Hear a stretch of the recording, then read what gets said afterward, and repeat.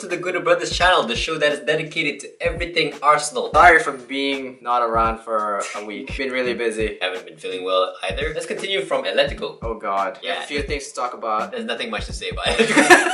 It went pretty much disastrous. But we already expected we weren't going to go through it anyways. As a matter of fact, we didn't deserve to win the series. Yeah, so. I think the games went essentially the same way as the Man U game. It's just our defense, so it's been terrible and we just conceded like nothing, right? Burnley game, 5-0. Fantastic send-off for Arsene Wenger. What do you think of the ceremony at the end? Shit. It was shit. It was not very good. I thought it was a good ceremony.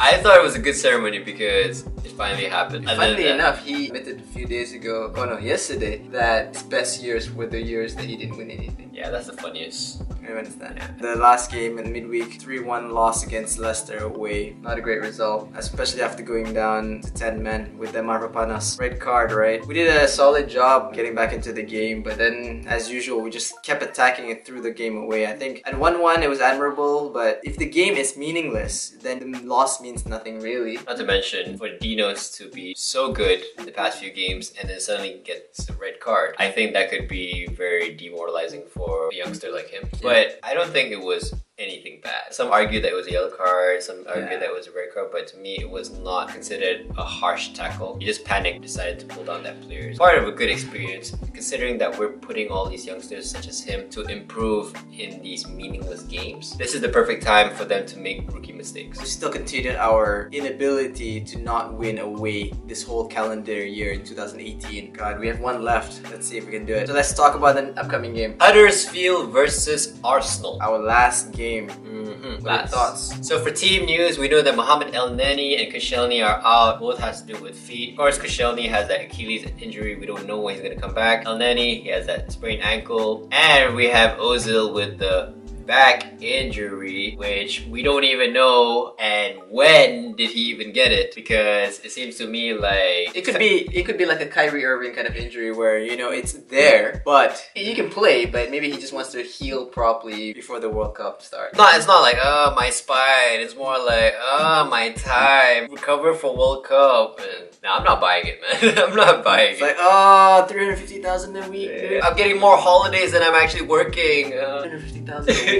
God, that's ridiculous. Makes no sense. Mavropanos cannot play because he got suspended in the red card against Leicester. So Cazorla is back in training and apparently he's not gonna play. Wenger already said that he's not gonna feature, but you never know, right? Maybe just 1 minute cameo. That's how he gets injured. It doesn't matter. For the opening game, we know that Huddersfield is, well, they're not bad, but Arsenal have been unbeaten in their last 9 games with Huddersfield in all competitions, which means absolutely nothing considering that we haven't won a away game in 2018. Oh, same thing with Leicester. We had a good run with them, and yet we lost 22 games, but that meant nothing really. Yeah. Unbeaten. Huddersfield actually just secured relegation safety from the 1-1 draw with Chelsea in the midweek. They're safe for this upcoming season at least. Alright, so team lineup. My prediction for team lineup this week is completely random essentially. Do you even care enough to make a line? We don't even know who's gonna play the game, right? But based on what happened in midweek, I'm gonna predict Ospina's gonna play because Czech played midweek. Right back, Bellerin didn't play, so I put him there. In the middle, I'm gonna put in Chambers, partnering him. I actually expect Mertesacker to play. It's the last game of the Arsenal career. Expect him to retire. Final send-off. And left back, I expect Monreal to play. He didn't play midweek either. In the center, he can play anyone really, but I do expect Xhaka to play. Partnering him would be Wilshere, who didn't feature in midweek. On the left, I expect Welbeck to play. In the middle, partner him would be Mkhitaryan, and on the right will be Aubameyang. Up front, I do expect Lacazette to play. He was rested midweek. That is the strongest lineup Arsene Wenger will actually put out for the final game of the season. I think we should just put